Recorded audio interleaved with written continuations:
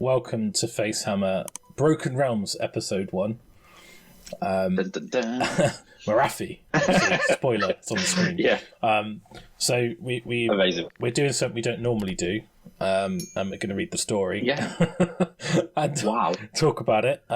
We figured that... Yeah, there's a whole part to the front of the book, right? Yeah, those Path to Glory pages are stunning, But, we've been sent a copy early, which is... Yeah, very fortunate. So thank you very much, Games Workshop, for sending us a copy early so that we could, obviously produce this content, get it on release for everyone to get excited. I was really looking forward to getting into the story and as a jump on point for Broken Realms, due to the fact that we've always been competitive gamers, and this seemed like a prime opportunity to get into the Age of Sigmar story. I was really excited about it, and actually it really didn't let me down. Spoilers, yeah, but it was cool. Yeah, I think it's one of the things I don't really. I had touched on lore before, very in the early days, and it wasn't that engaging because it was all so new, and there was a lot of repetition. But what's quite good now, as I said to you, it's almost like all the factions and characters and settings been kind of described of what everything is, and now it's just those pieces moving around and doing stuff, which makes it infinitely more interesting. So we figured we'd start getting into the background, and actually, fortunately for us, there's quite an interesting bit in this book which basically gives you the TLDR version of all the background so far, which we'll touch on. But it's amazing. It's really, really good. I think it's the perfect jump on point for people if they've not read anything. For me, I've got a rough overview of the story just because I've slowly started trying to read through. I've gone back as far as Soul Wars and not Soul Wars, Malpo. Yeah. Don't send me any Malpo dice, I hate them. And it was nice to have this this specific thing that they've done at the start of the book, which we'll cover as we get into the proper review. But it's just a way of saying, just to get you on board. Obviously, this is going to be a show with heavy spoilers, massive spoilers, so we're going to cover it. So if you want to listen to us talk about it and not read it yourself, that's cool, but I'd recommend you go and actually pick up the book and read it properly, because there's lots of little nuances that we're just going to probably gloss over, because otherwise we'd be here for forever reading through it all. And we will touch on some of the little hints and little gems that we picked up on for our personal bits, but I would say that, so if you go off and read it, come back and watch the show anyway and get our insights. But if you kind of I always found when I was working full time doing project management and stuff in a place where I couldn't have access to phones and things like that, I literally my time was precious, so I didn't have the time to sit down and read the background. Now that I'm self-employed, I kind of have a bit more time, so it's to be able to go through it all and stuff. It's but it's good. Hopefully you'll either watch this on YouTube and you've got the images up on screen that we're going to show, or I believe you said you're going to put it out as a podcast, Russ, as well. So I'm going to release it as an audio podcast. So if you're listening to that, then there might be some stuff we reference with pictures which you won't see. Which obviously, if you've got the book, you can look along as we talk about it. So that would be cool. But I would say that it's well worth picking this up. It's a beautiful book. I love the sort of the look of it, with the kind of ancient sort of stained cover with the really nice crimson spine. One of the things that's really weird, and I know probably it's a bit of a segue, but I'm really curious if they're going to change the colour of the spine for each Broken Realms book, or they're all going to be in that nice red. Because I suppose if this is red because it's Morathi, and then whatever's coming next will have a different colour, because with the end times they were very different colours. So you had the Nagash was very kind of white and black green, and then you had the Khaine was kind of orangey red, and so they had very distinct looks to them. So I'd be interested to see what it looks like, because I quite like them on the bookcase. Yeah, I've got all my end time stuff. I busted out at my parents'. It's been in storage, and I forgot how nice they were with their that hard back cover that they all slot in and stuff like that. So at some point I'm gonna get those guys and put them on the shelf, so they've got because to me they're just a nice collection to have. Yeah, they're in my other bookcase. I've got all the limited edition boxes with all the art. Of course, some of the art. Yeah, it took me it was a I'll start this. Then you kind of, when you started, you kind of got to finish. So. Can you remember how like mentally it was when those End Times books come out, and like it was literally like Kane.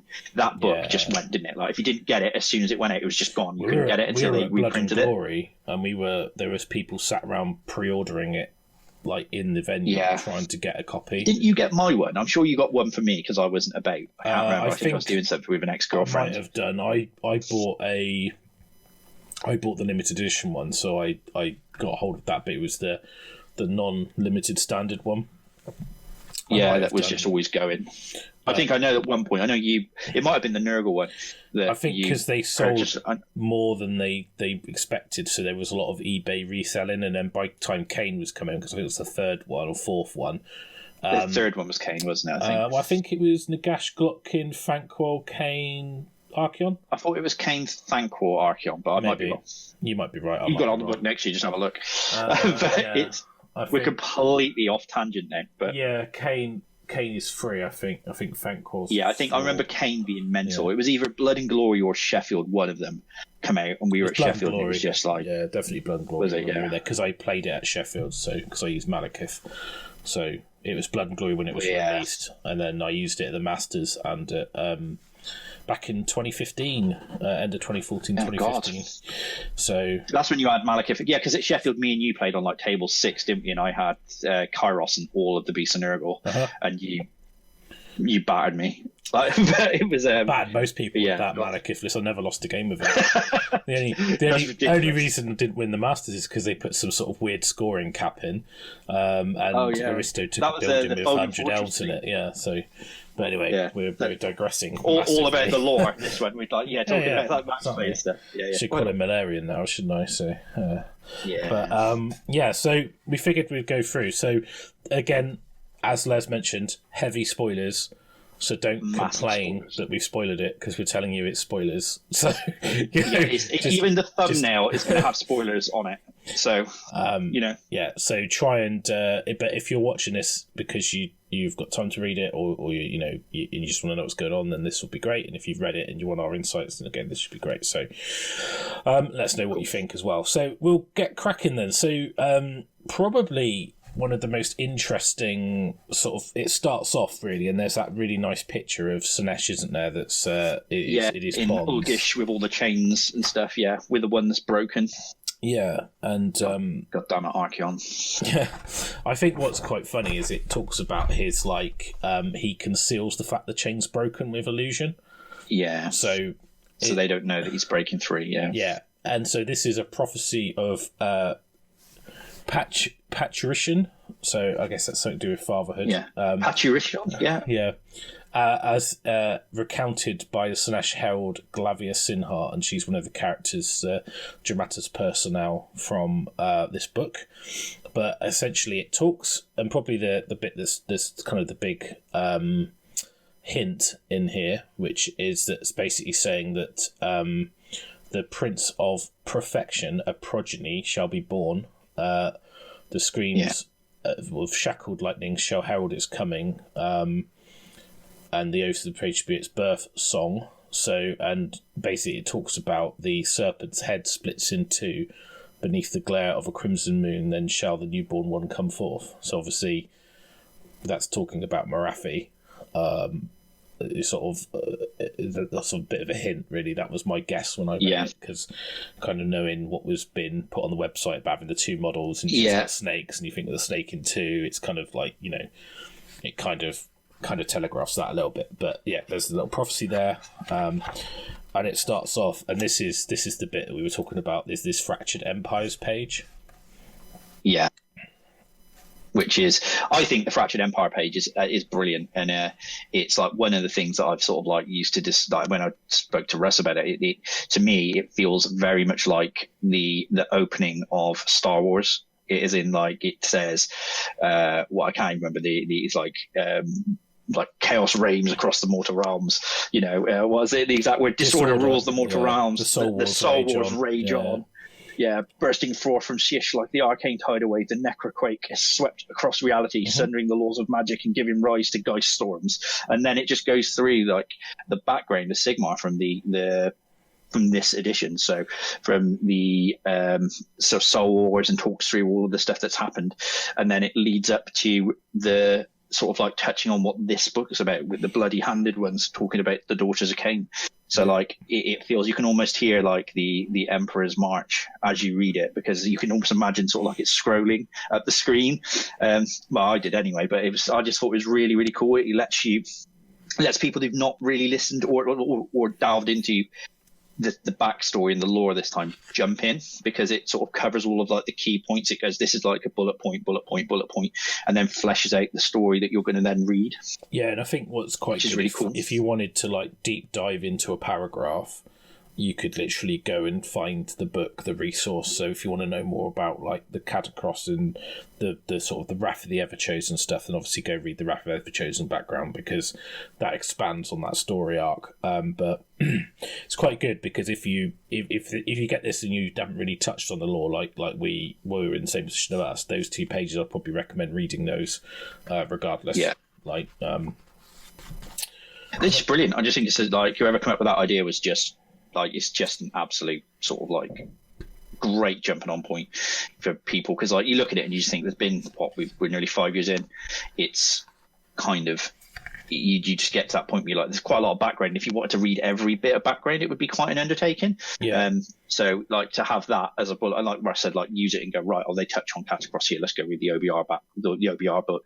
I'm not sure about the novels and stuff like that, but I definitely think that the sort of like, it points you at direction for the army books, which is something that's really cool. Yeah, exactly. And I read some of the novels in the early days. I've just started picking up some of the latest ones to listen to audiobook while I paint, but I haven't.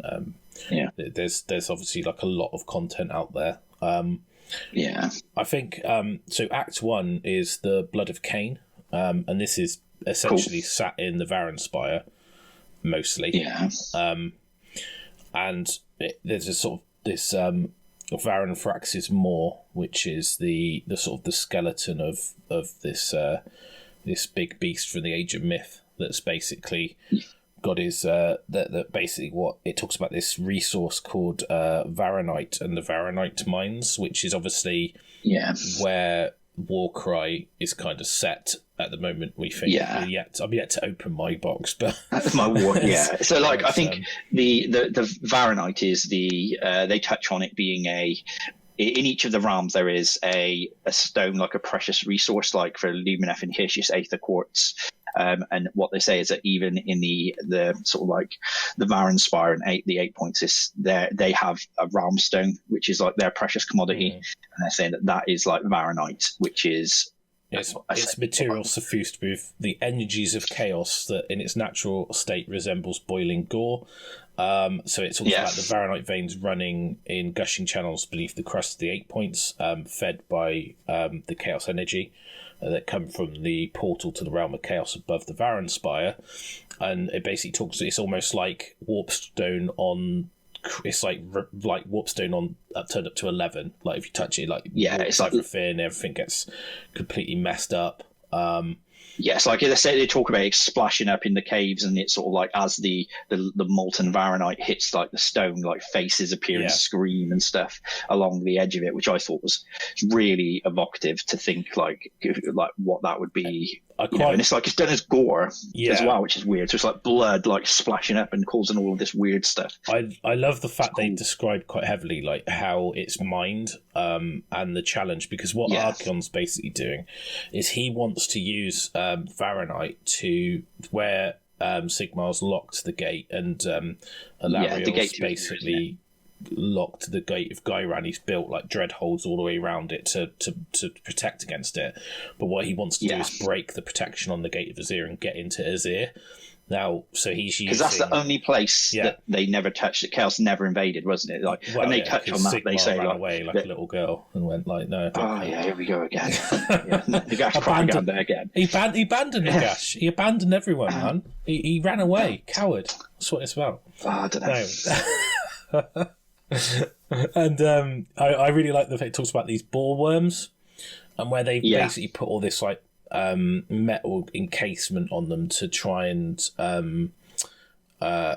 control them and try, and the only way they can get hold of this material, because it's so difficult. And like you talked about, like the mouths, it talks about like entire work crews being like killed by the suddenly the wall is suddenly loads of mouths and they just get eaten and stuff like that, and it's just really cool. It's very dark. Like, I mean, it's kind of like reading through it. Like, I know how sort of like chaos can be a little bit campy sometimes. Like, there was definitely like a very sinister. Like, it felt like.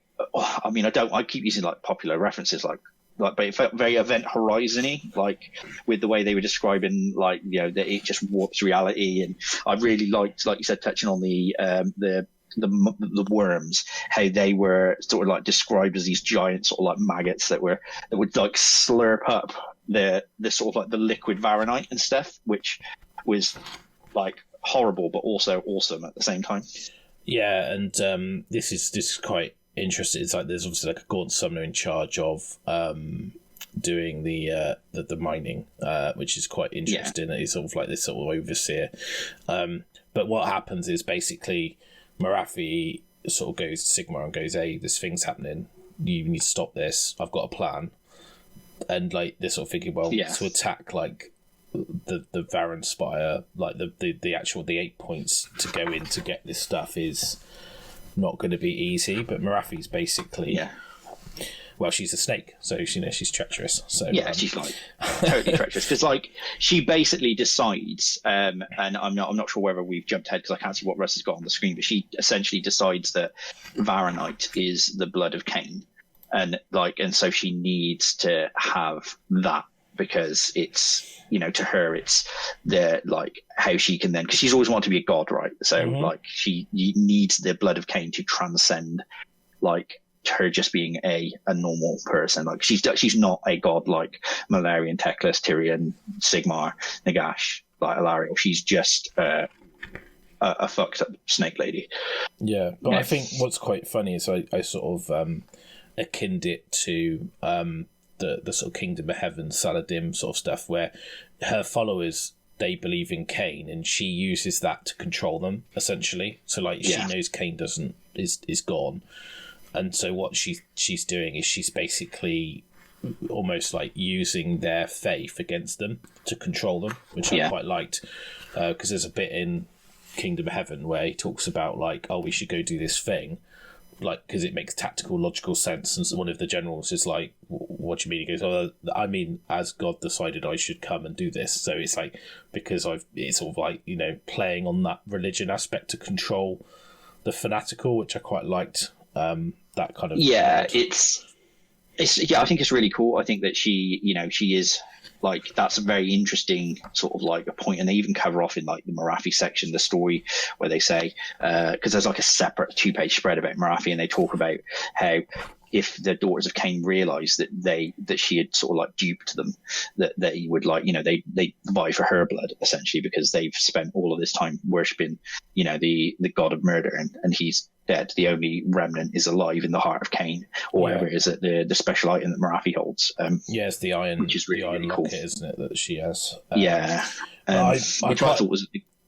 Yeah, it's really cool. I quite like this page because there's a bit as well. There's like a box out. I haven't got a picture of it, but it talks about Forest Night Scour, and he's torturing an Idenef.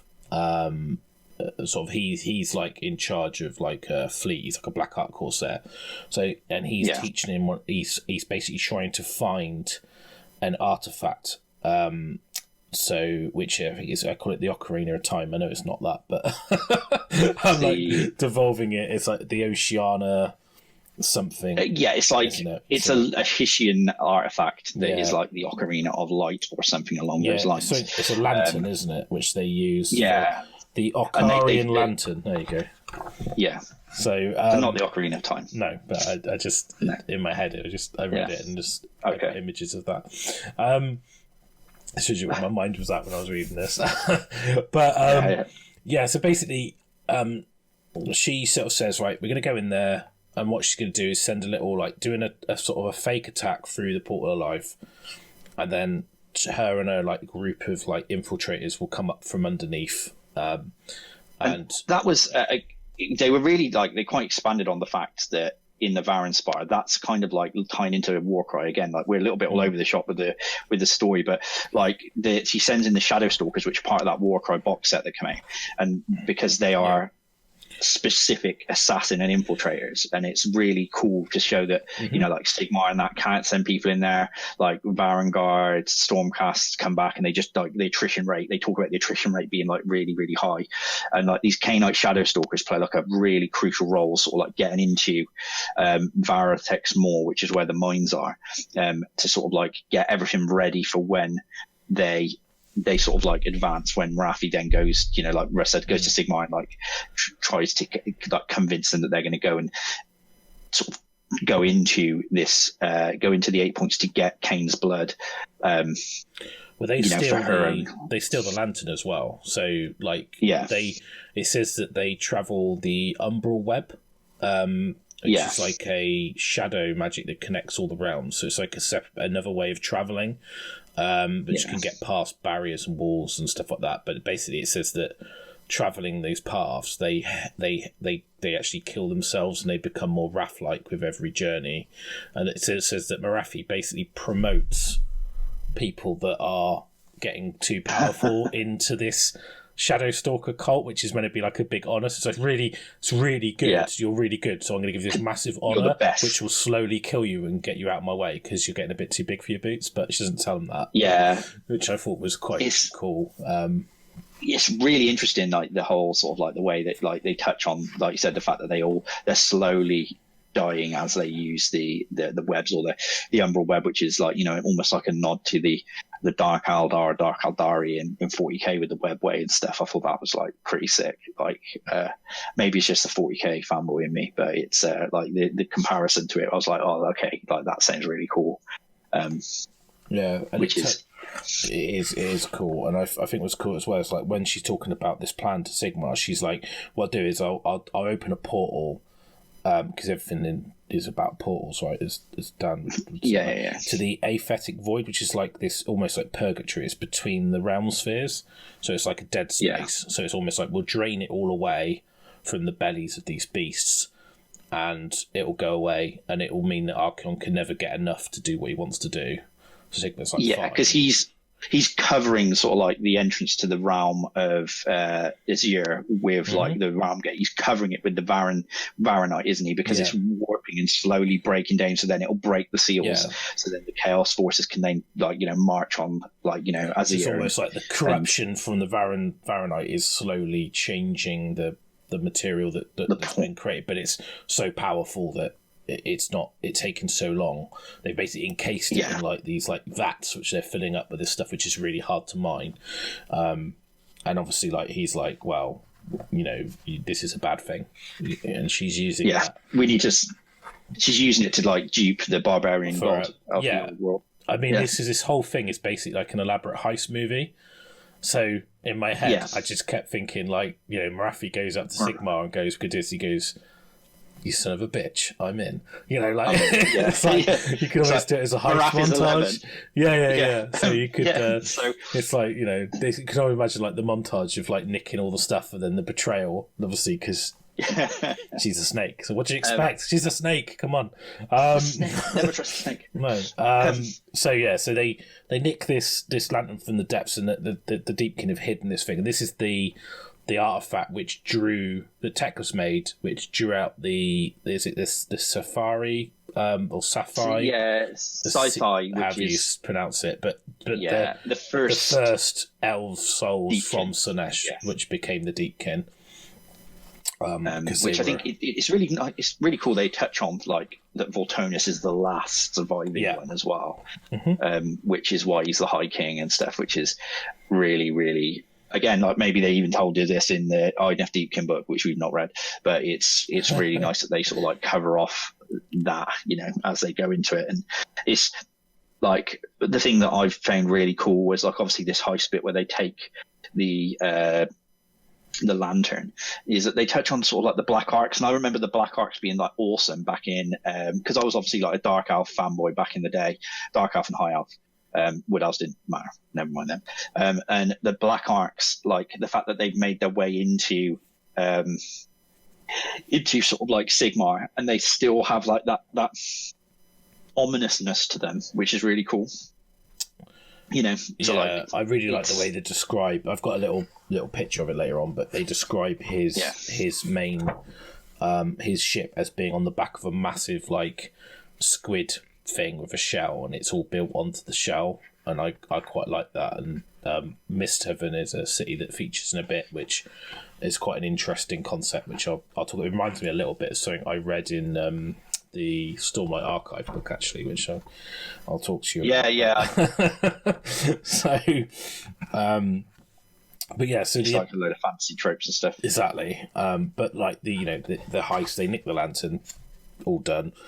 They go in and they basically convince Alariel to open up the gate, the Genesis gate, and basically say, "Look, we're going to go in. We want to go into the Varan Spire. It'll be totally fine."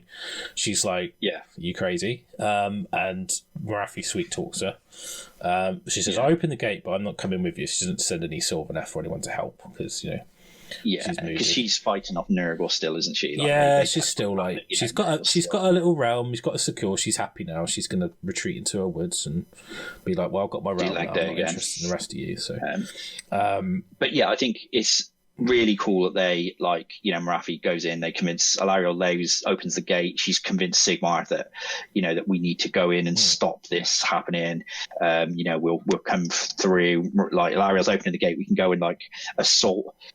Get rid of all of this Varanite, and then hope that will then stop, that'll stop Archaon being able to get into the gates of Azure, because it's kind of, they just need to like keep everyone away because they're just never going to stop them, even with the storm hosts. And they talk about how they wouldn't be able to, even when they cover off like the bits with there's some really like nice subheadings like the Army of Heavens. They talk about sort of like the Storm hosts, which again, being a Stormcast fanboy is really cool for me, even though they don't talk about the best ones. Turquoise Boy's not in this book, sad.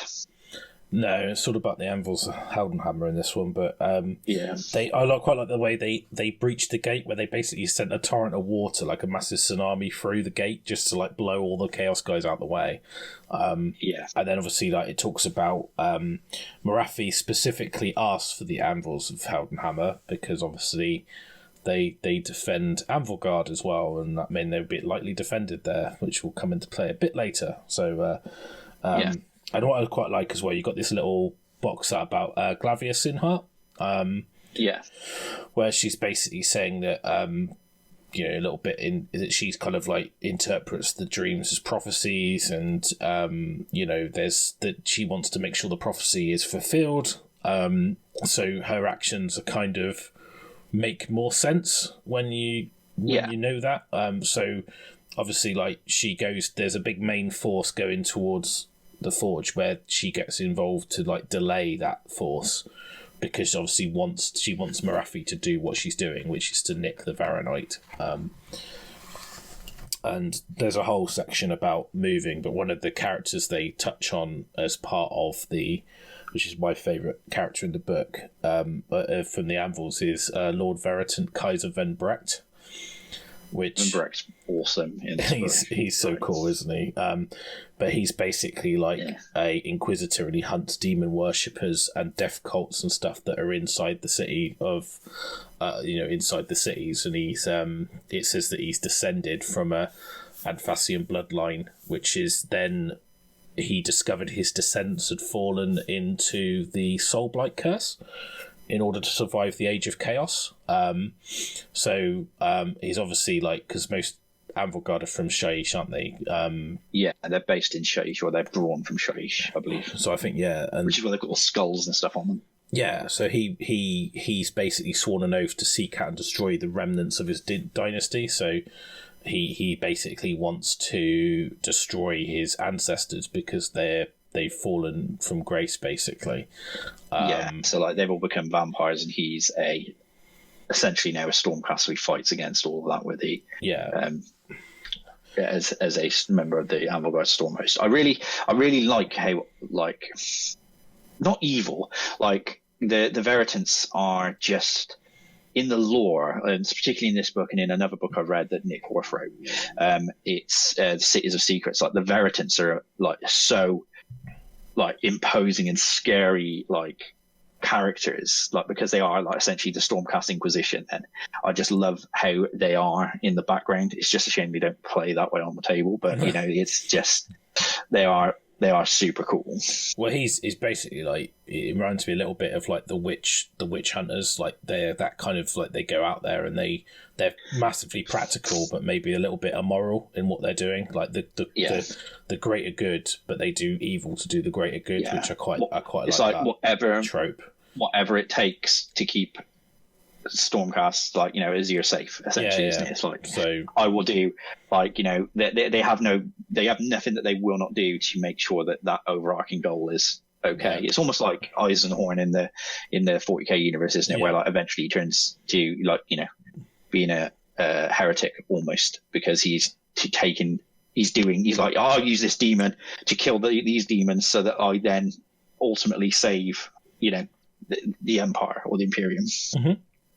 And that's cool. They are sort of like, almost like you said, they're very I can't say it, inquisitorial. Yeah.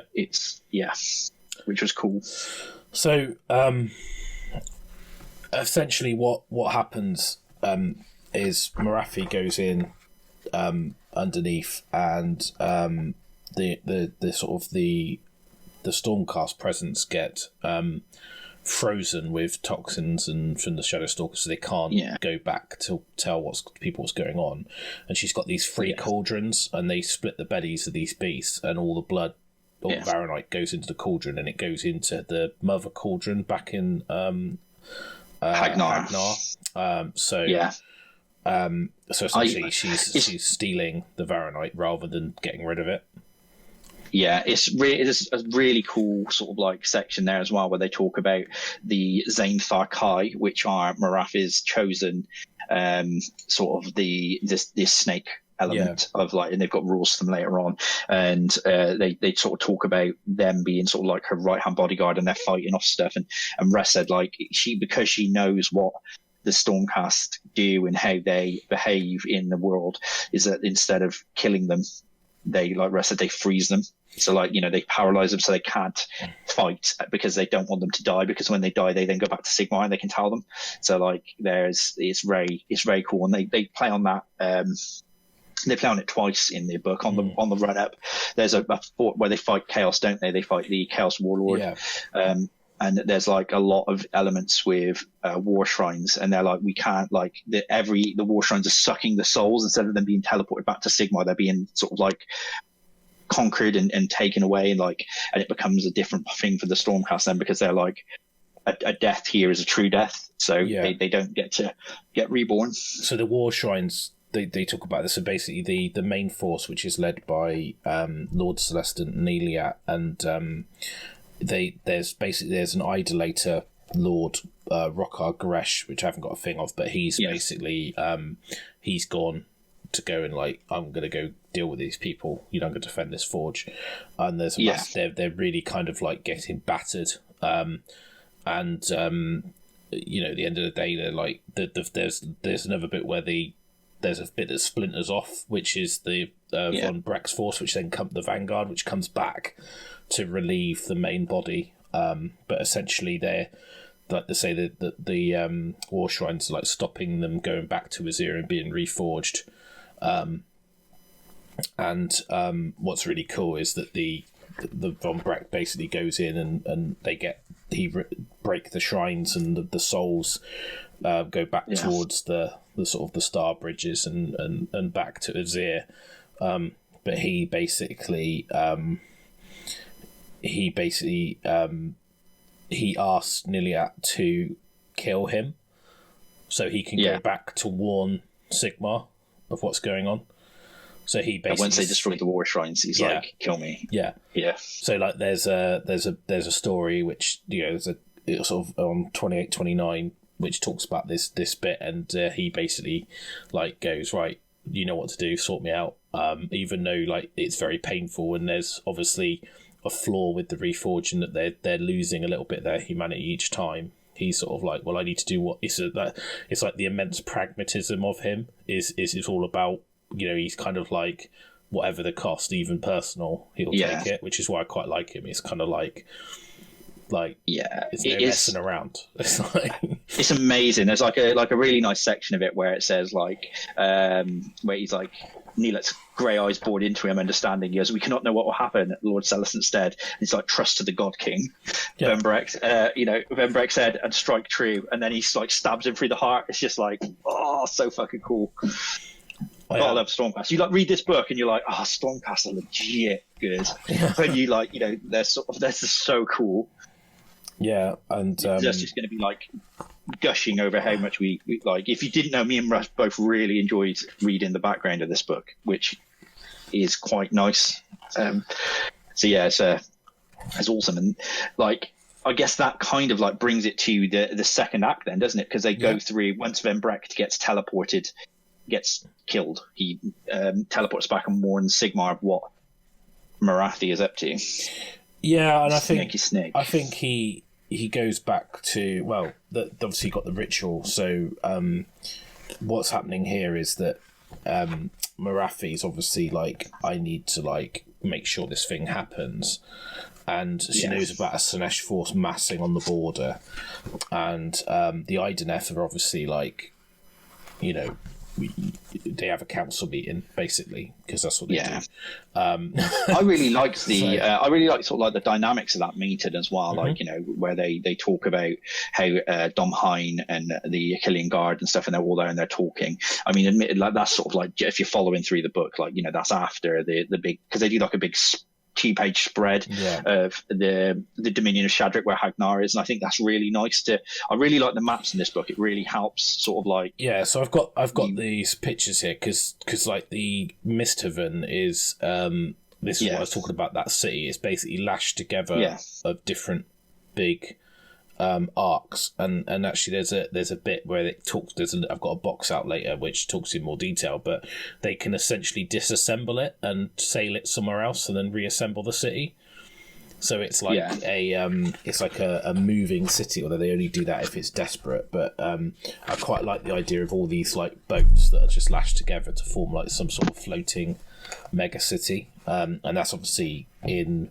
But she basically goes, right, so there's the ritual, which is the Undersea Realm Gate, which obviously, like, you know, is the Ideneth will use. But Hagnar, she's like, I need you to defend the water around Hagnar. So she employs, obviously, the matey boy, Night Scour, to go in with his arc and, you know, like protect the water, because she knows that there's obviously some retribution coming, and there's a big Sinesh force amassing, and like touching on the sort of the Ideneth council meeting is quite good, because there's a little bit of this box out where he talks about being the last Sci-Fi or sci-fi, however you say it, sci-fi, who were the progenitors of the Ideneth, so he's the only one sort of left, and he's kind of in charge. But what I quite liked about this debate is that like the sort of King Nemitar comes in and basically says that, like, I know what's happened. This is Morathi's work, basically. Because they show a Daughters of Khaine like weapon, don't they? They're like, oh, here's a weapon, one and of they're like, right, Shadow Stalker's daggers, isn't it? And says like this is one of the sort of things. So they kind of go, right, we must go and mess them up. And obviously, like for Ideneth, it's quite a big thing, because they don't come back very easily. So they kind of remind me a little bit like the Eldar, like their life is precious kind of thing, because there are not that many of them, and they've got that kind of like they steal souls to keep themselves alive, which is why the Morathi and stuff are But what I quite like this is that when they're talking about it, like one of them is like, you don't simply go into Hagnar. Like, it's not like, and it reminded me of like the Boromir meme, and it's like, you know, like the Boromir, and you're like, stop ruining everything, Boromir, with your like, it's like Hagnar is no mere fortress. You know? One just simply walk into Hagnar. And then obviously then there's a little bit more about Misthaven and the City of Scoundrels, which is it's sort of, it says its landmass consists of countless boats and great junker ships lashed together, fought in artificial islands whose foundations descend below the surface of the ocean. And it's semi-permanently moored on the shores of Cape Tenebrax. The city is not bound to a single location. It can be unmoored, slipping into the shadows of the Penumbral Sea. In extremis, the boats that form the Great Sea could detach and disperse, much like a shoal of glimmerfish from the face of a hungry alapex. So it's a hive of criminality, vice, and deception. It sounds like a perfect place.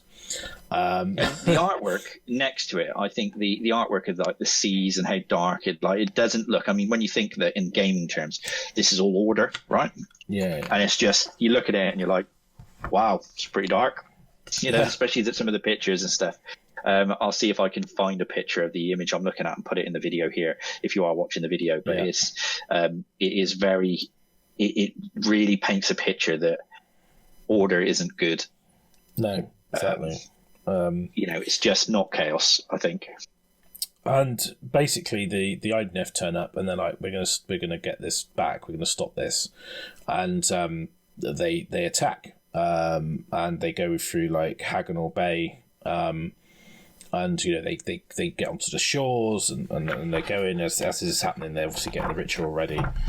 It's kind of like a big battle, sort of like a couple of paragraphs of them explaining how the IDNF fight and how they're sort of like, that they're using. I think there's a really cool bit where like there's a tidal wave and there's like 8 Leviathans at the start of the tidal wave, and they use it as like a battering ram to come in. And I was just like, that's pretty cool. Like, when you think about sort of like how they would use them, which is really interesting.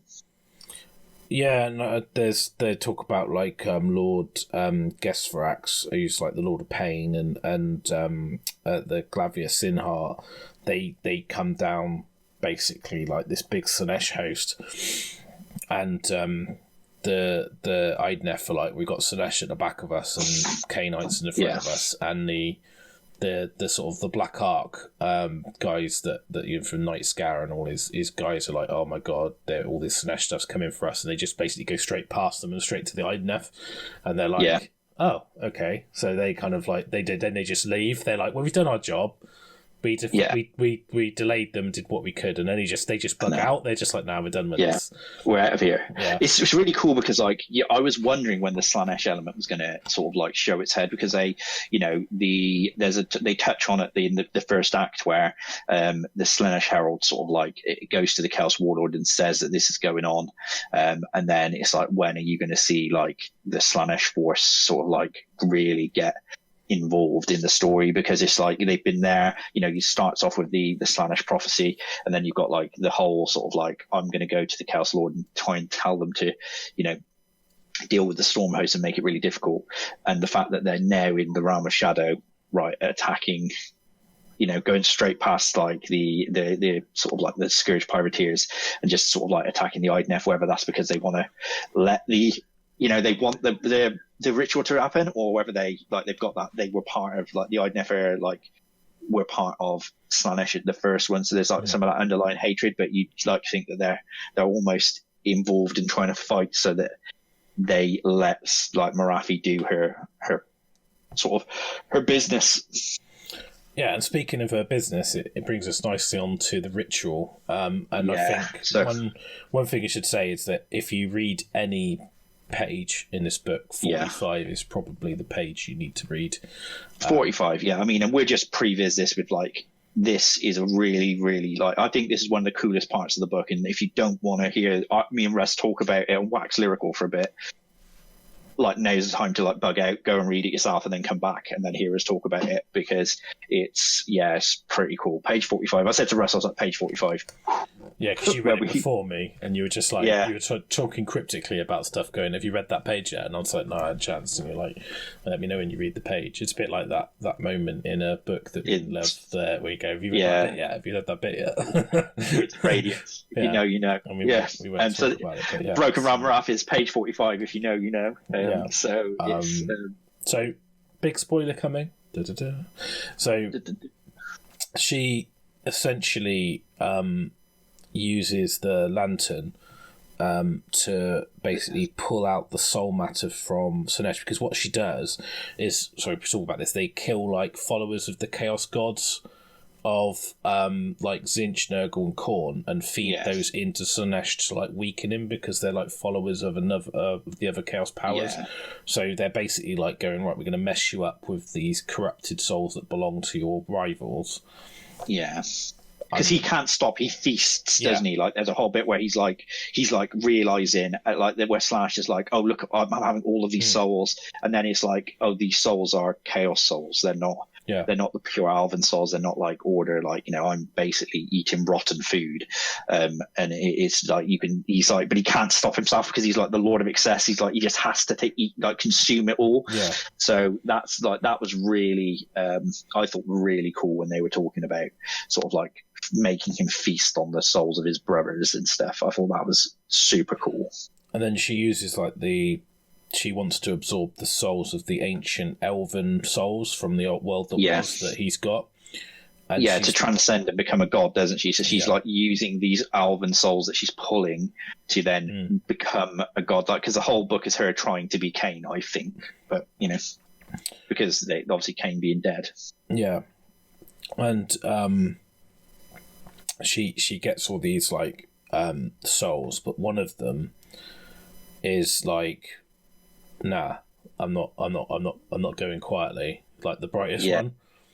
And it's really cool because she talks about like the souls that she's pulling out. She recognizes some of them from the world that was, and then they touch on a soul that she pulls out, and she recognizes the soul, and it burns brightly, and she realizes that in a past life she actually loved that person. It said she hesitates, doesn't she? Because the being she once shared a closeness with, that her cruel heart had never experienced before or since. In a moment of weakness, which allows the king's soul, it's called, filled with rage at the slaughter of its kin, became a sword of fire and blood, a blazing brand that hewed straight through Morathi's soul, sundering the core of her being. It basically cleaves her in two, which is why she's into these two aspects. Although she absorbed loads of power, it didn't quite go to plan. No, because of the King's soul. And like when me and Russ were talking about this afterwards, now like if you don't know who like much of the lore from the world that was, like we're just going to take a second to talk about this. Like to me and Russ, like we're both trying not to say the name of the person we think it is almost, but it's we think it's an Aryan, don't we? So we think it's an Aryan. Like we think which if you've read the old world stuff, if you're like an old school Warhammer player, an Aryan was the guy that was the first Phoenix King and was Morathi's husband before, and is the father of Malarian or Malekith in the old world.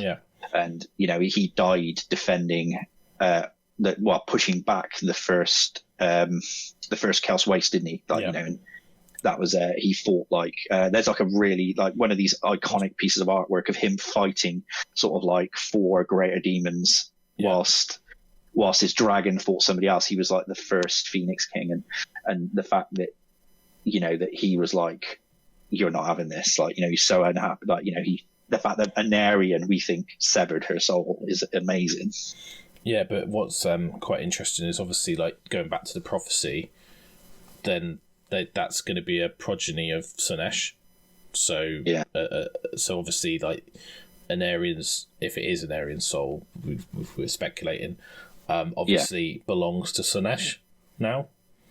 Yeah. So because he was consumed by Slaanesh, so an Aryan is. So this king soul is like the progeny that was. Well, we think it is the progeny that was hinted at in the first page, where basically it talks about the and sort of referenced it. But I'll go back in the book. Sorry if you can hear the pages. You can hear the pages flipping. So, but basically it says that when the serpent's head splits in two, beneath the glow of the crimson move, there shall the newborn one be born.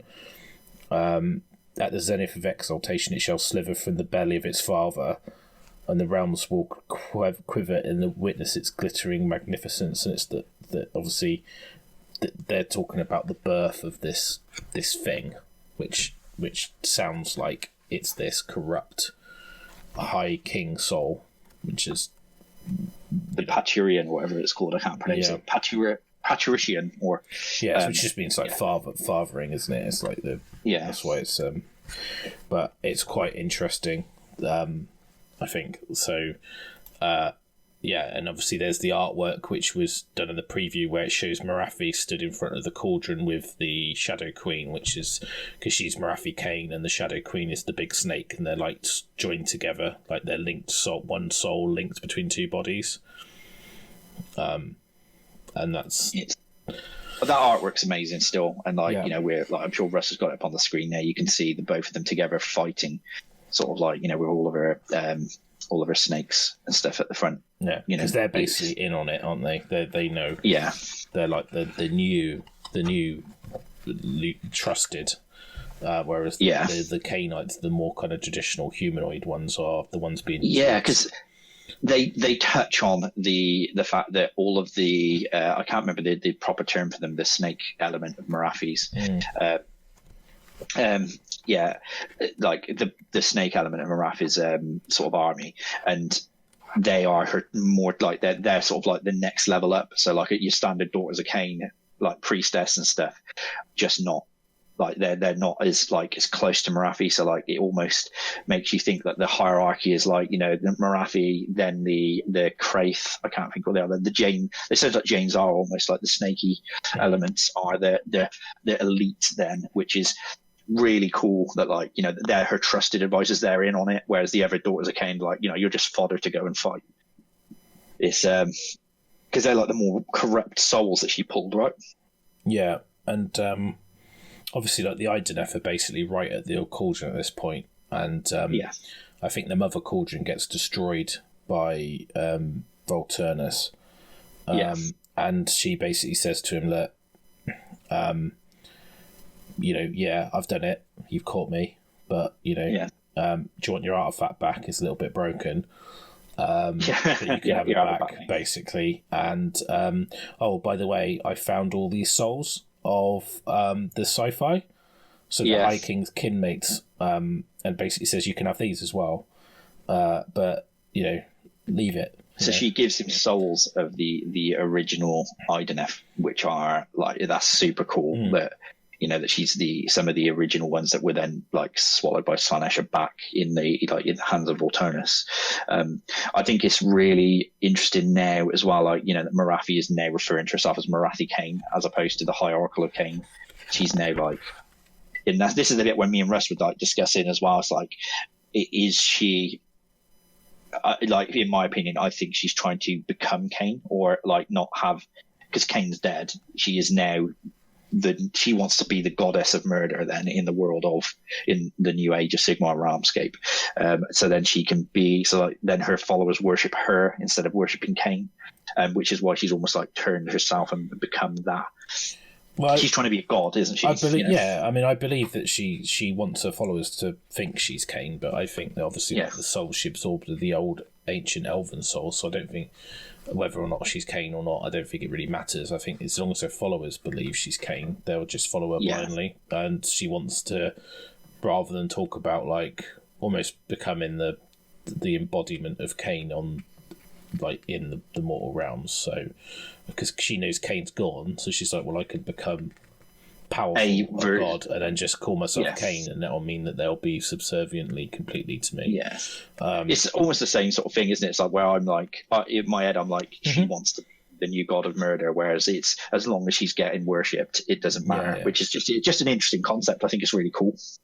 And I think that it's quite cool that Volturnus is just because the Ideneth are just very practical. He's just it's a bit crap what you've done, but I'm going to take what you're offering me and Foxtrot Oscar because, it's done and it's kind of happened now. I can't do much about it, so I'm going to do anything. And giving him the souls for the scythe, that's really cool. So and that might what that means for Ideneth later, we don't know, but perhaps there'll be some more characters coming later. That'd be cool.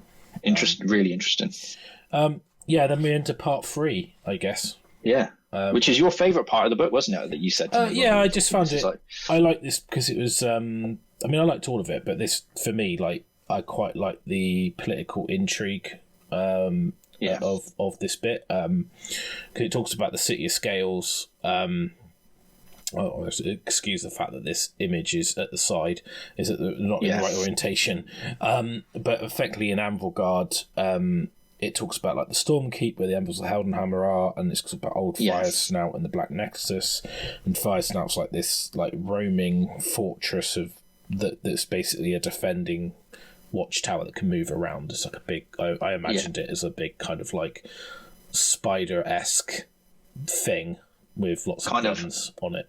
Almost like a more like steampunk version of Hell's Moving Castle. If anyone's seen like Studio Ghibli, that's kind of like how I appreciated it. It was like just like a moving fortress. I love the fact that like the Anvils of Heldenhammer Stormkeep's called the Black Nexus, because you're like, that could be a Nagash thing, right? Yeah. If you were like, here's like the Ossiarch Bone Reaper's Black Nexus, you'd be like, okay, it's like, so the fact that they're very sort of like very dark themselves. It's like, they slowly and surely like fell in love with the Anvils during this book, which is quite interesting.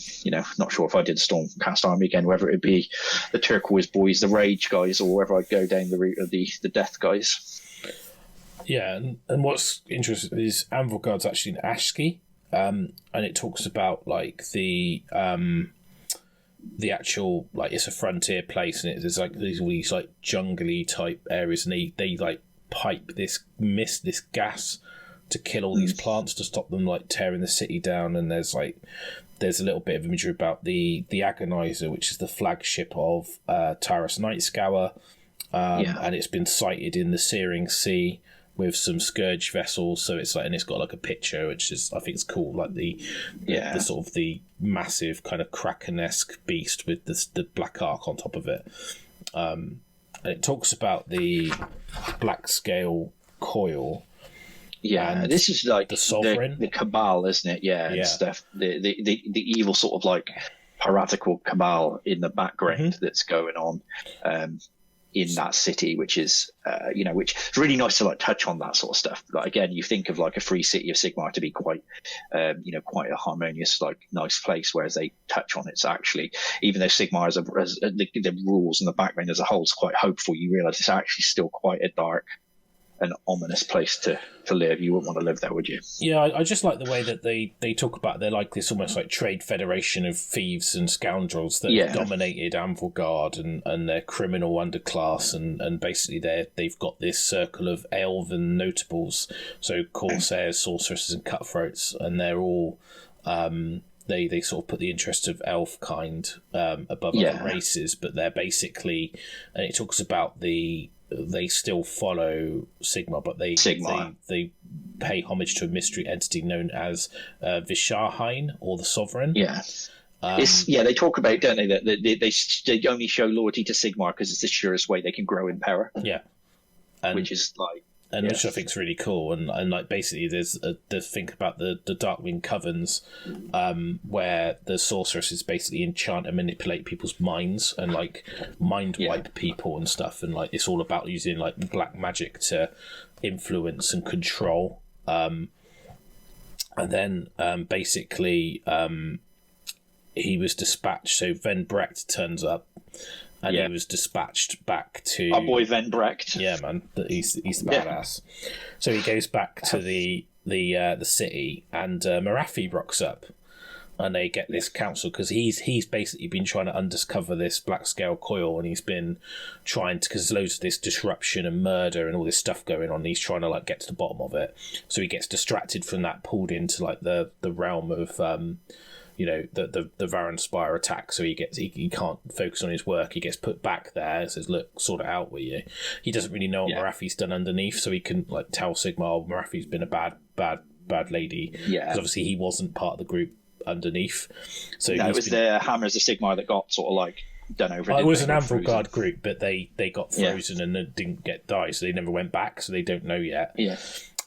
So he's gone to this, but he's got his suspicions, but he basically goes back, and they have this council, and she turns up, and he says that she walks in like a conqueror, and she's like, and then she basically goes in there, and she's just like, I'll sort this out. You know, I can sort all these problems out. And all the other council members are like, oh, great, you're going to help us. And then Breck's like, he starts like questioning her. I love how he's like straight to the point. He's like, so what happened under the 8 points? Like, you know, how did you like straight to the point, like, you know. Yeah, exactly. And he's just, it's really funny because like she basically has a little dig at him and talks about like, oh, I hope it wasn't too painful being remade. And he's sort of, he doesn't get riled by it though. He's like, he just kind of like doesn't let it bother him. So no, he's so like stoic that he's just like, yeah. And so to direct, it's just like, these are like, you know, how did you escape? You know, what happened under there? And sort of like, he's like almost interrogating her, like, because he's the Inquisition, isn't he? He's just like, well, why have you done this? And like, it's cool that she doesn't show anger. I know, but I love the bit that at the end he just basically goes, just remember that like my mandate has no limits when it comes to sedition and heresy. So he's like, he's like, so you best watch yourself, you know? Yeah, it's just like, Lord Veritas stood in front of Morathi going like, just remember. Yeah, so I can do whatever you know. He's got the God no Emperor evidence basically, but obviously like he knows. Yeah, she's a wrong un. He knows. Yeah, like because at this point, like obviously, because she is like Morathi Khaine is now a snake and the little lady, like the snakes, like obviously like doing the riding on the thermals above the land of Ashki, not there. So she's like he's addressing sort of like the priestess Morathi, not the actual not the Shadow big Queen. snake Morathi. Yeah, that's kind of a giveaway, right? Like yeah, just in case. It's like clarify, you know. You never know. You might be like, oi. So then it talks about this like mist that comes in. And I haven't got a picture of this. I should have, and I don't. Unfortunately, I missed this page. So, and basically, like I can put this in. So there's a little picture of Drusa Craif, the voice of the Sovereign. So it turns out basically the Sovereign is Morathi. Obviously, if you didn't get that. So obviously, like by her requesting the Anvils, that slowed the investigation into the cult. Yeah, which allowed her to obviously. And she so it's very interwoven plot. She's really cool. Like one of the things that they like that I didn't perhaps realize before reading this book is quite how sort of devious and sort of like political manipulation like Morathi is in this. Like not only is she I don't know, like maybe I sort of like didn't get the IP right with how I thought of Morathi, but the fact that I always thought of her as just like this blood curdling monster that went and did all this stuff, but like all of the subtlety, like plans within plans or in plans to allow her to do what she does is really played on. It makes her seem like almost, I really liked her as a character anyway, but the fact that she's almost like Emperor Palpatine, like in this, like I use it Star Wars reference again, but like the fact that she's got like all of these little threads that she's pulling in the background whilst also being this massive combat monster that wants blood for the king, like, you know, I think it's really cool. Yeah, and she obviously like back in the old world, she was pretty messed up, manipulating her son and all the stuff that she used to get up to. So she's but yeah, that's a really interesting part where they talk about her and Malarian in the early on in the book, don't they? I mean, not just because you obviously said about Malekith and stuff. It's like, it's very interesting how she's like, even though she, like Malarian is the shadow god, and she, like her son is the god of shadow, and he's like, he shuns her almost. It's quite, it's very interesting. Like, they've got a very weird relationship in the old world. I don't know how much of that. Yeah. You know, we've heard lots of stuff about Malarian, but not seen anything really direct. No. So what I think is cool is then it talks about the fight, and this mist comes in that messes with people's brains and it blocks all line of sight, and the Darkling Covens are basically like mindless. They've all been mind scoured, and they're like under the control of the sorceresses, and they're basically like, it's all the dark elf from the old world. So it's like the Darkling Covens and the Order Serpentis and they've got Charybdis and the Hydras and stuff. The Blackheart Corsairs from Night Scour. They all turn up basically for the sea, and they sack the city essentially. and there's a load of stuff about like like the defense with the anvils, and they hold up and they do a last stand, and but what Morathi instructs their followers to do is not to kill any of the Stormcast. So what they do is they use like toxins and poisons and nets and paralyzing agents to basically paralyze them, because if they die, they go back to Sigmar and go, Morathi's basically sacking one of your cities and taking it over. So they keep them in this state of near death where they don't die, but they can't do anything to stop it, which is... It's really cool, right? Hey, she's just gone. I know we've said cool quite a lot in this, but the fact that like they're using the ability that the Stormcast are immortal against them by going, right, we're not gonna, you're not gonna die, we're not gonna kill you, we're just gonna keep you in a permanent state of paralysis so that you can't then warn Sigmar of what I've been up to and what I'm doing. So no, it's it's really, really cool. I really like the fact they shed some light on the Darkened Covens in this book as well, and put them in. They've shed them in. They're like, I quite like the light that they've shed, like they've shone on them. They feel very, very dark and like manipulative. It's awesome. It's quite good as well. They touch on like the loyal Darkling stuff as well. So there is like still a contingent that defend the city as well. So it's not all, they're not all under like Morathi's dominance. Yes, sway. Or the Black Scale Quill, essentially. And they talk about the Anvilgard banners that have got an elven rune painted over the top of them. So if you painted Anvilgard stuff, you probably have to repaint your models now. Sorry, boys. Sorry, but basically, she renames the city, doesn't she? So it's that was like a big shock for me. I was just like, I mean, obviously, like they'd give bits away and stuff, but the fact that she calls it like, is it Harkoron? Isn't it? I'm just double checking that because I in my head I'm pretty sure. I want to call it Hagcuron, but I don't think it's Hag. It's Harkuron, yeah. So it's K-U-R-O-N, which I think was an old character, was Curon Blackhand or something like that. Was an old character from the world that was. But anyway, like she basically says that this is now her city. So obviously she's got aspirations to take some other cities. Obviously, the Anvilgard have all been has been basically changed to Harkuron, so not Anvilgard anymore. They've all.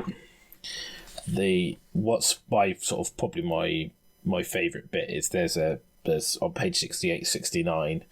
I was just about to say about like how the Veritant gets shot with a poisoned like arrow and then passes out, and then it leads to like this really cool like story bit, which is a bit that Russ told me about, and we were like talking through it, and I was just like, this is actually really cool. So he's basically in the Black Ark, Night Scour's Black Ark, and he's held with some sort of like sea creature which has like venom pumping through his veins. And if he struggles, it tightens and makes him, but it won't kill him with it. That was the thing. Essentially, like it's above him, and he's being like held by its tentacles. And the geezer, like Night Scour, comes in and gives him. They have a bit of back and forth, basically. And he's like, "Oh, I'm surprised you're still awake. There's enough stuff to knock out a Rhinox." And he's just like, "Yeah, I'm badass." But then suddenly, he goes, "I'll kill you at some point." It's like a typical like bad. It's like you can imagine like Schwarzenegger or someone being like, "I'm going to kill you first when I'm down." Yeah, like, remember when I told you I lied? No, exactly. But I think it was really cool. It's a bit like the old Taken thing, and it's like, "I will find you, I will kill you," kind of thing. Like it's like, and the guys. Like... But what's quite cool is that you hear something in the background, like, and some screams, and like the guy's like, "What's going on?" So he goes out to have a look, and then like he gets like basically messed up and gets obliterated. The descriptions of like gore ceiling, and like the guy the Alf guy's got like no jaw and stuff, and he's just like a bloody mess on the floor. But what's quite cool is this thing frees von Brecht but doesn't hurt him, and then he goes out, and the Night Scour is basically like missing his jaw. He's messed up, but he's still kind of alive. But he von Brecht kills him because he said, "Well, I did make you a promise," basically. So there's like this amazing like little sentence and stuff, isn't there? Like in there, which it goes like, he caught the impression of a pair of bat-like wings unfurling, and there was a sudden rush in the air. In an instant, the thing was gone, leaving them wrecked alone on a dead ship. Yeah, and in my head, I was thinking like, because I read that and he sort of sees this creature and it's a winged thing, and I was thinking maybe it's one of his ancestors from the Soulblight curse, because obviously it talks about his ancestors succumbing to the Soulblight curse, and I'm thinking, well, why would something that kind of monstrous not hurt him and free him? And that's the only thing I can think on. It talks about crimson eyes, I think, which is one of the things that I saw, and in my head I'm like, that's kind of cool, but obviously he's now free, so he potentially could go back to Azir and warn Sigmar of what's going on. Yeah, it says, like you said, crimson eyes. It says he could see the creature's pinpricks of crimson light boring into him. Yeah, which is super cool. So I think, like, obviously he's sort of established as quite a cool character. I wonder if they'll do like a Black Library novel around him. Would be quite cool. Yeah, I love Van Brecht. So whoever did this book, if you are watching or listening to this, please do do more on Van Brecht. He's like a badass. He's awesome. And then there's a double page spread next page, which is the end of the lore. Again, big spoiler on this one. It's already on the screen, so yeah. But, so don't read it. Yeah, we've warned you. But so there's two little like circles with some description and talks about the newborn sort of leaving a trail of brilliant iridescence, and it's sort of amorphous protean thing that basically it's just something. It turns stone to flesh, and lakes of honeyed saliva, and all this kind of, it's sort of like very Slaanesh, isn't it? And basically it finds a hollow, a cradle, something like a shadowed hollow to basically get a retreat into. And I guess this picture is this kind of amorphous progeny thing that you can see with all these like tongues and things, and pretty disgusting. There's just some really cool sort of like descriptive bits where it's like, as the skies howled in protest, a shape began to emerge within the embryonic glow, a winged form so beautiful and terrible to look upon that many present died there and then, lost to the throes of purest rapture. As the gathered faithful prostrated themselves, the newborn began to speak its first profane words. And you're like, yeah, so something's been born from that king's soul in Slaanesh, and all these head knights worshipped, and the birthing is so pleasurable or traumatic that they've all kind of like gone into this kind of rapture, and it's the first words, and then it's the rules. So there are no words in this book. So what's it going to say? So yeah, I mean, that was our first foray into like the Broken Realm bit, and like just overall.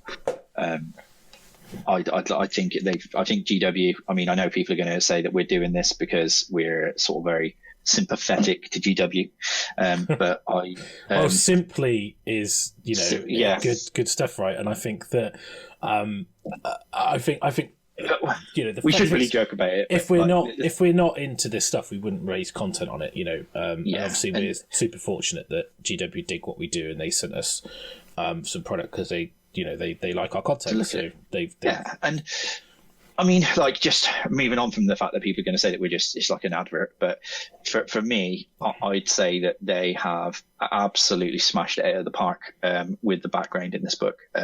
As somebody that reads quite a lot of high fantasy and quite a lot of stuff that isn't a GW publication, this feels like another level. It feels like this could have been, to me, I mean, it felt as good as some of those novels that I've read from like Brandon Sanderson and stuff like that. Just maybe it's because I'm super into the background of Age of Sigmar at the moment, and that's sort of like tainting it a little bit. But for me, I did thoroughly enjoy the story here. I sat down and read it all in a day. It's quite a long undertaking. It's quite a lot of background. It took me a good couple of hours to read through it, but it didn't feel like it was wasted, and it really set the tone for sort of this part of the story. I really enjoyed it, and I actually cannot wait for the next one. Yeah, I think for me, I've read a lot. I've struggled with some of the GW lore stuff in the past. Like some of the End Times books were very long, and there was a lot of and then and they went and this and that and this. And although you get the kind of the bridge notes of what's happening, there isn't overly massive descriptive battle sequences of describing every blow, which becomes very tedious very quickly for me.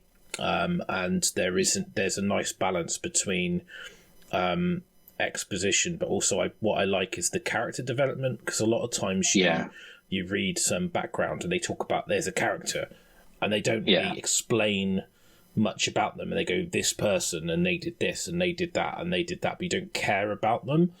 Whereas like I actually cared about Von Brecht, and I cared about, and I even liked Night Scour and where he was, and like Morathi, obviously the main I don't know if you call her probably the protagonist, but you know, I mean, she's almost the bad guy of the book, right? It's I agree. I think that there's some really cool characters that you follow. I think for me, like Voltonus really, I mean, I used to play with Voltonus in my Idnef army anyway.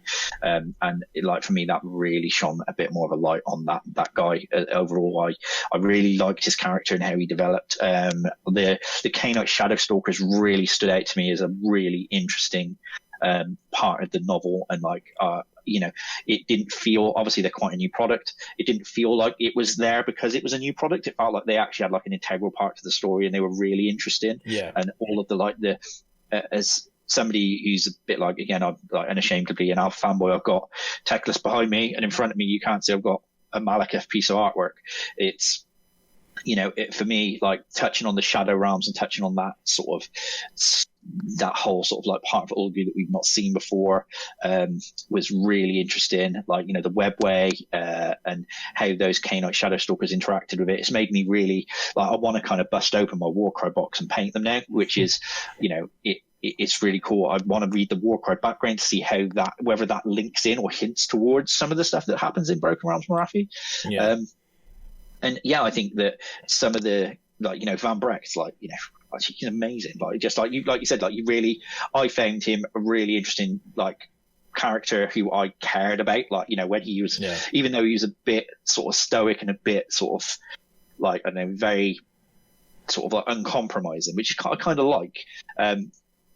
It made me I did go right. Well, when he comes back and he's strapped up at the end, you're like, oh god, he's actually really cool. It's made the Lord Veritans to me in there. It's made me go, this guy's super cool. I'd like to, I know there's a bit as well, when he talks about him interrogating to find out about the Black Scale Coil, where he's literally wiping people's minds. He's going so far, they're basically becoming.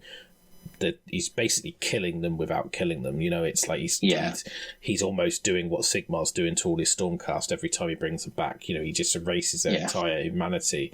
And what I really liked at the end is that he talks about the soul. I really like, because obviously I like death, so obviously there's a little bit of death in here. And it talks about, we didn't mention that Catacross gets basically told, Morathi tells them to go and do some fighting, and she gives him some bones from which I forgot to mention at the time, but basically he helps attack Archeon as well, which allows people away to get to the forge, and that attack to last, actually to give them enough distraction, but not enough that they actually stop her. So it's kind of interesting. But to go back to Von Brecht, so he talks about the Soulblight curse, and he wants to wipe out his dynasty of his bloodline because they've succumbed, but then they've kind of freed him at the end, right? So there's going to be that moment where, and whether or not it ever gets picked up, I don't know, but there'll be that moment where he's going to be like, well, do I? Is there still something there that they obviously saved me? So is there, if it is a soul-blight vampire, is it so is he going to be faced with that Point Break moment? Yeah, is he going to fire into the air rather than rather than shoot Patrick Swayze jumps over a fence? Spoiler! No, but I think let Dominic Toretto get away in his Charger at the end of Fast and Furious. I don't get that reference. I mean, there are many references of Dances with Wolves, but it's I do really like the fact that they touched on that. Was a thread that it's very interesting. Me and you took different things away from the book. So like the Van Breck thread I enjoyed, but I didn't really see the I didn't get like the sort of like the enjoyment out of that whole bit until me and you were talking about it afterwards, and you were like, oh, this is really cool, I like this, I like that.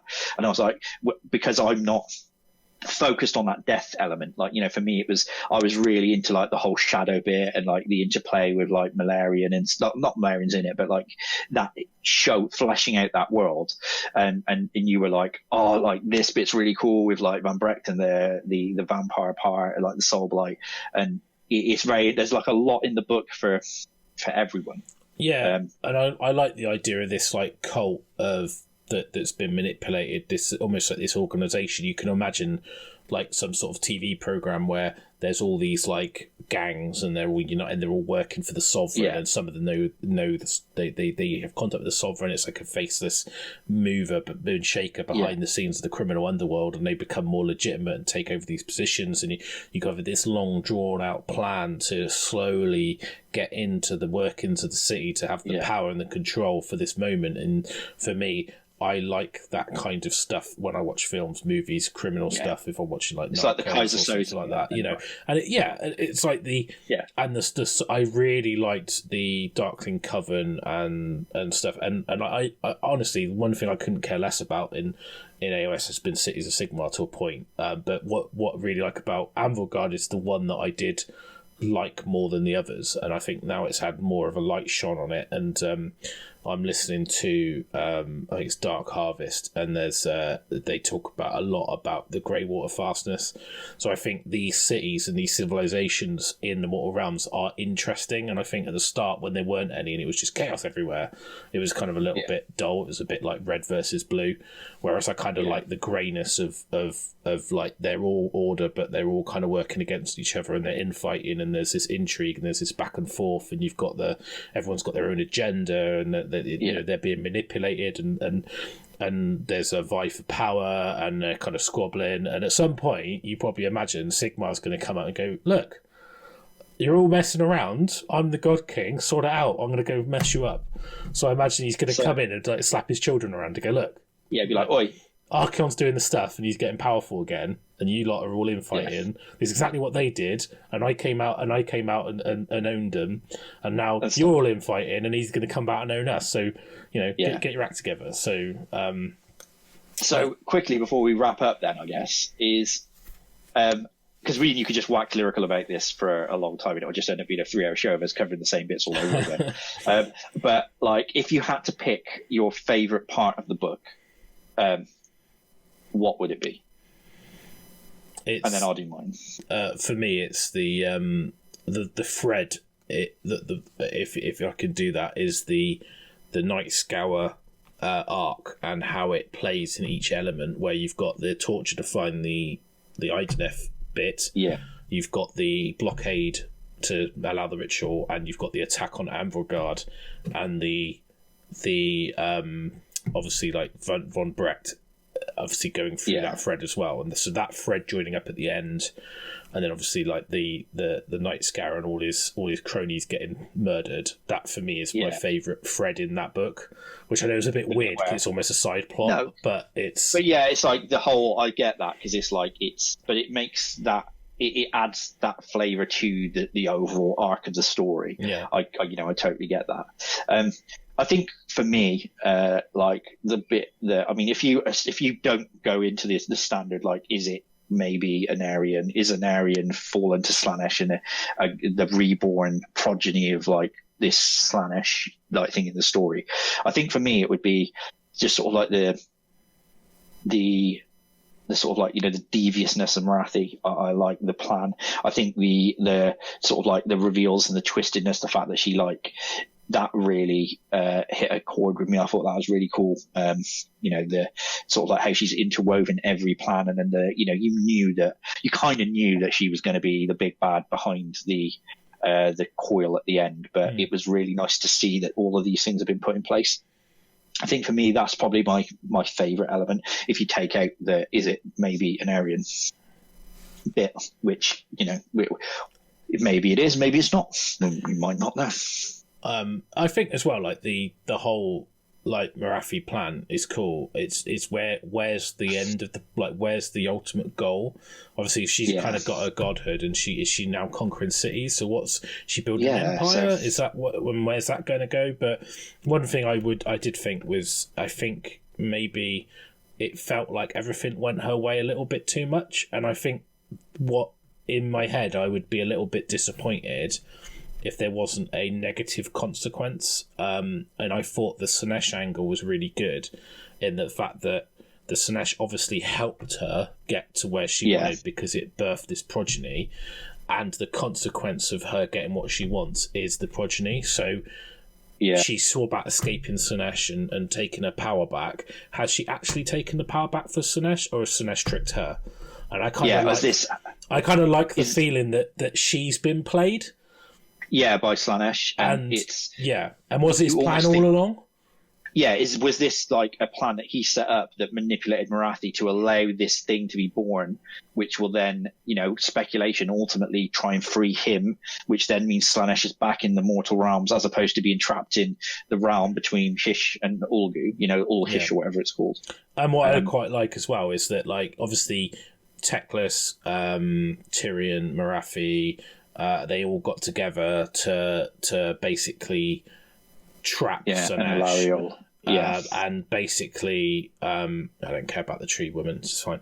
But basically, I think what's happened is that they're almost fracturing, because they always had a fractious relationship anyway.